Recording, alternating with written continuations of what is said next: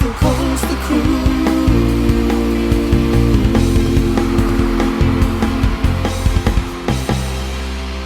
Oh my God, that was so much fun!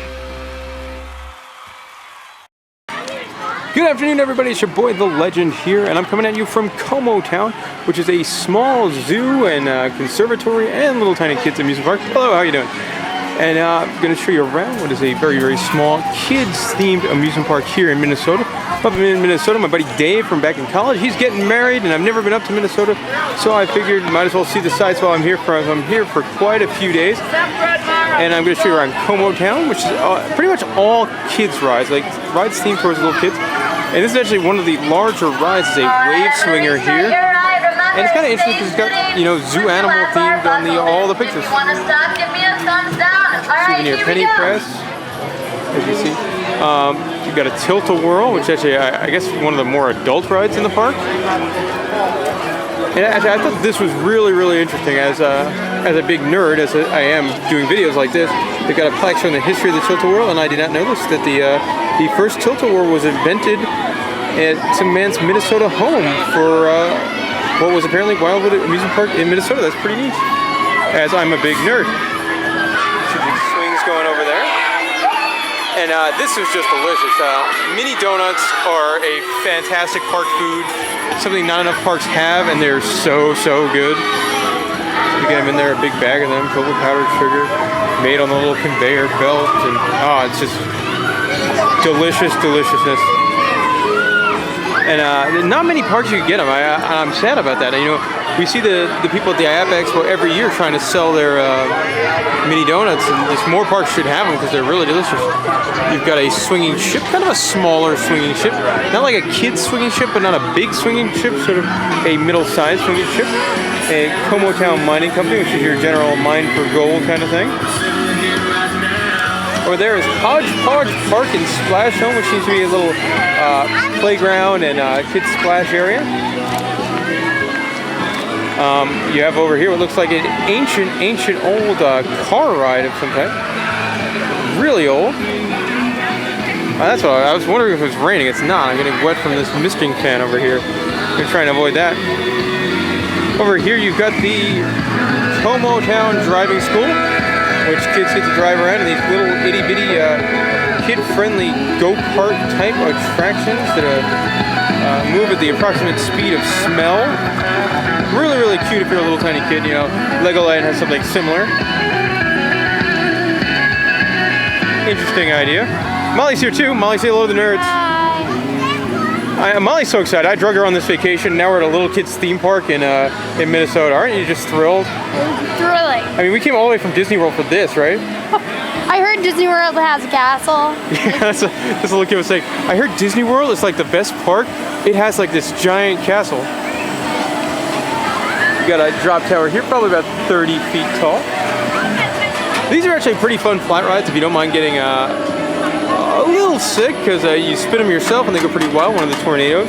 I know Hershey Park has one. Not a big thing with the theme parks, but a lot of the fairs have them. You've got a bounce house kind of area. When I was a kid, I always loved bounce houses. I always thought they were super, super fun.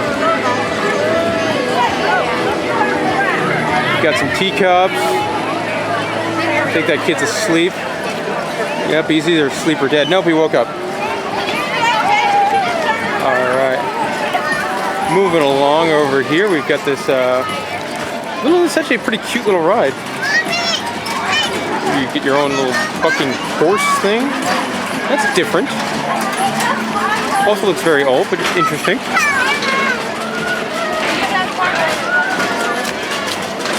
Moving along, Como Town is not a very big park, as now we've seen, most of it by this point.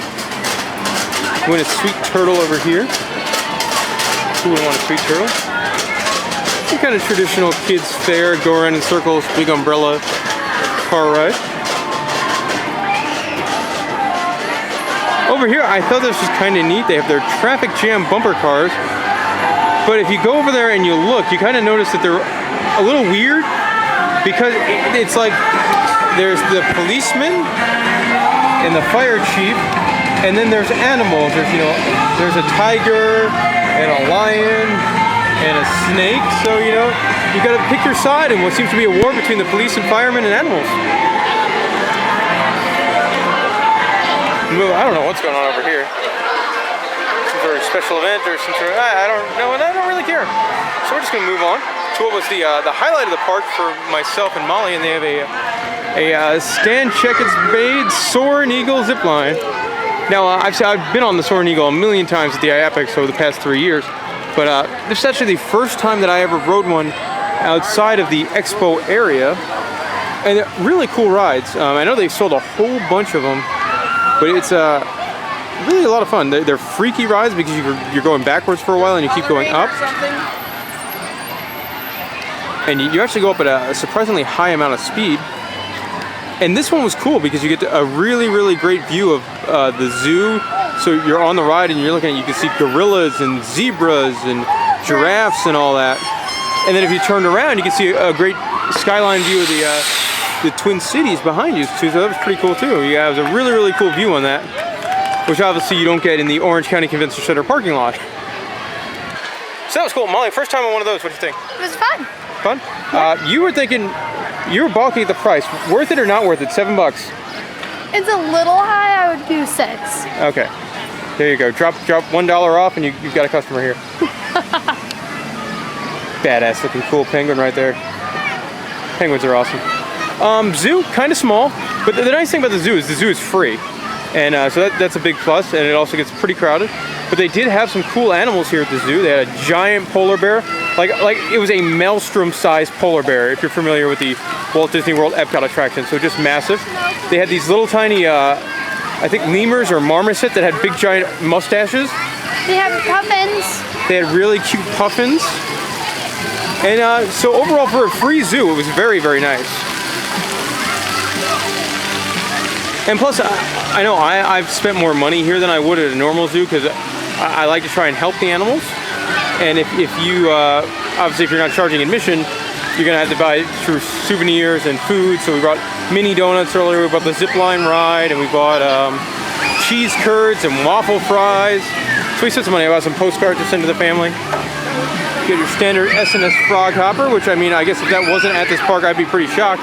And then you have this adorable looking kids ride over here, where the little kids can ride either in the truck, or they can ride up in one of these lifts, and they each get their own water gun, and can try to put out the fire. Really cute. Yeah, it's a really cool ride. It's interactive, good for the little kids. And also, while on topic of the zoo, they had probably the highlight of the trip here to Como was they have a zoo, and then they have the little theme park, but they also have a really, really nice conservatory and gardens that is just, really, really beautiful. Yep, right. Is that your favorite part, or would you see the puppets? Probably the gardens. They're really Yeah, nice. the gardens were just beautiful. Oh man. And you're coming from the roller coaster guy who's not really much into gardens and things like that, but the gardens were beautiful. Finishing up our tour of Como town here, they've got a little train ride over here on the left-hand side. Molly, do you need to use the potties? Yes. Well, it's okay. They're right there. Good night, America.